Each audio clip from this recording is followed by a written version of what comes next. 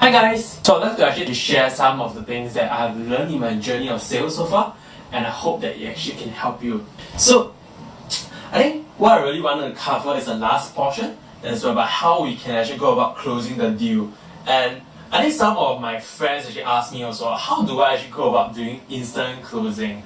Like if I meet a client the first time itself, I'm able to understand their needs and then able to go and proceed with a deal with them on the same day itself. So how does this whole instant closing actually work? So I actually asked myself, how did I actually begin the journey of instant closing?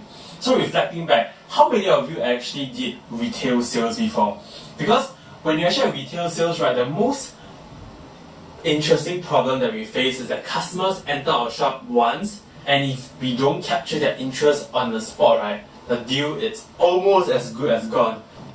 So in a situation, how do we actually help them make a decision? So one of the most common questions you will face in closing a deal is actually, I will think about it. And in fact, there's a suggestion inside.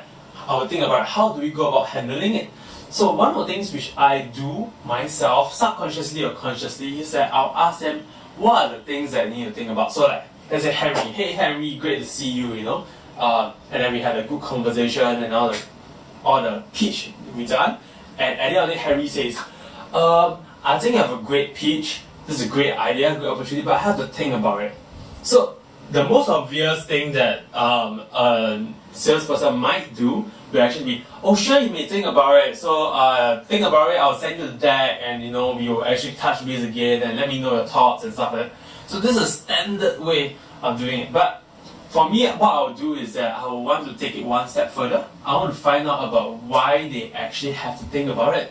What's the key things that's stopping them from starting with me now, so that we can actually help them get results within 10 days, within 30 days, or within 60 days, right? So now ask, hey Henry, good to know that you're going to be thinking about it. So maybe can I find out from you is that what are some things you have to think about before actually we begin this project to get helping you to make Y dollars, or helping you to actually get brand awareness, or helping you to make things work? Because ultimately, right, the longer they take to decide, the later they get their results. So by doing this itself, right, Henry naturally, right, knows that I'm concerned for them. Because I'm not asking because I want to close the deal with them straight away.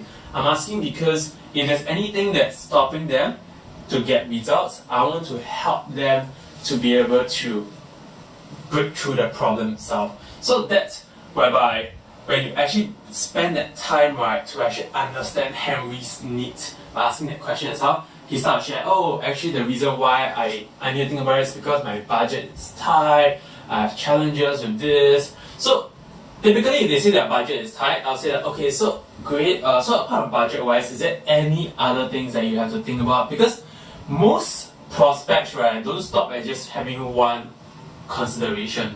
Because if it's the only consideration, it'd be quite straightforward, right? So budget, so we work towards helping you to reduce or make it digestible budget size, and then you can start the project.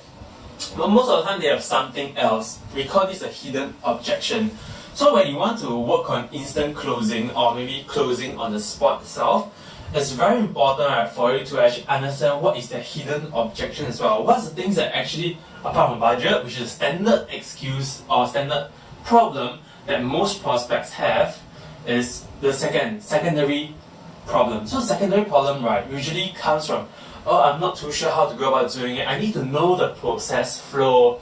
I need to understand how can I go about getting results. Like, just getting results is not enough. What do I need to do? What do I need to do? What do I need to do? So you probably have a lot of prospects that you face that are actually along that lines. So that's why you start to see what kind of learner they are. Are they an audio learner? Are they a visual learner? Or are they both? So if they're audio learner or visual learner, very importantly is to help them to map out what's going to happen next. So if you do this job well, you are able to help them create the understanding that they know what they are going to be into next, and they trust you enough, and you actually make the budget fit within their appetite. That's whereby your first deal with them actually starts.